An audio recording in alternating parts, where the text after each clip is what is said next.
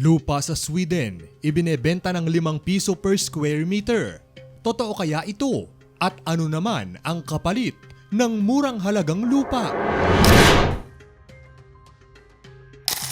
Lot for sale sa Sweden at mabibili mo ito sa halagang 5 piso per square meter lamang. Ito ang balitang nakapukaw ng atensyon ng maraming netizens sa buong mundo matapos itong maipublish sa iba't ibang sikat na news outlet sa mundo. Sino ba naman kasi ang hindi pagkakainteresan ang lupang tagli 5 piso para ka lang bumili ng binatog sa naglalako? Kung sa Pilipinas nga na ang maliit na lupa at sobrang sikip ay umaabot sa ilang libo per square meter ang presyo, ibahin natin sa Sweden, partikular na sa bayan ng Gotini. Ang bayang ito ay may populasyong umaabot lamang sa 5,000 katao. Malapit lang din ito sa pinakamalaking lawa sa Europe at napapaligiran ng mga bundok. Napaka-ideal talaga sa mga taong ang dream house ay parang farmland. Pero too good to be true nga ba talaga ang offer na ito? Ano naman ang catch sa pagbili ng lupa dito? Totoong ibinebenta ng 5 piso kada square meter ang lupa sa Gotini. Ayon na rin sa kanilang mayor na si Mayor Johan Manson, ito ay dahil umano sa bumababang populasyon sa lugar.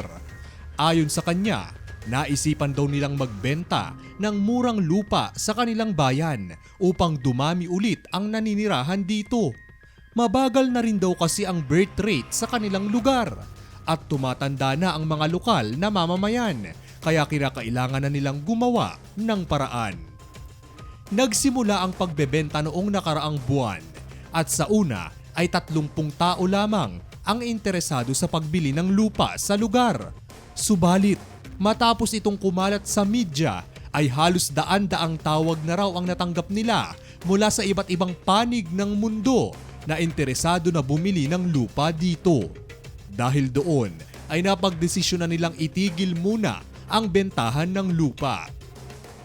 Sa ngayon, hindi na available ang 5 piso kada square meter na lupa at ipinabiding na lamang nila ito. Subalit, ayon kay Mayor ay baka magbenta muli sila ng lupa sa ganoong halaga sa mga susunod na panahon. Kung sakali naman na nakabili ka ng lupa sa Gotini, ay dapat handa ka sa mga gagastusin mo kapag sisimulan mo ng magtayo ng bahay. Ang average na presyo ng pagpapatayo ng bahay sa lugar ay umaabot ng 3 hanggang 4 na milyong krona na kapag i-convert sa piso ay nasa 16 million pesos. Hindi pa kasama dyan ang mga kailangang dokumento upang makatira dito. Hindi rin ito katulad dito sa Pilipinas na kapag nabili mo na ang lupa ay pwede mo itong hindi patayuan ng istruktura ng mahabang panahon.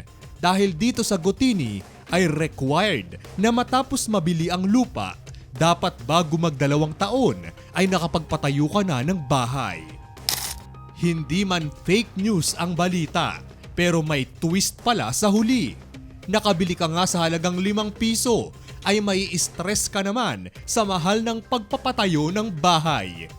Kaya naman, kung tatanungin kita katoto, bibili ka ba ng lupa sa halagang 5 piso sa Sweden o wag na lang pala muna? I-komento ang inyong mga sagot sa ating comment section.